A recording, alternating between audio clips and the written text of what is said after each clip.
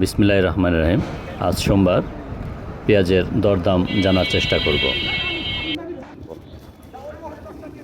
গত হাটে তো আমরা দেখছিলাম যে মুড়ি কাটা পেঁয়াজের রেট ছিল নিচে 700, নিচে 700, উপরে 1000। উপরে 1000। আজকের বাজার কত? আজকে বাজার উপরে হলো 800, 850, 850, আর নিচে 700, 600 তো একই কোয়ালিটি। 850 টাকা। উপরে বাজার 850। এটা গৃহস্থ তো একেবারে মাঠে ধস মারা নেমে যায়। গেছে, একবারে পথে বসে গেছে।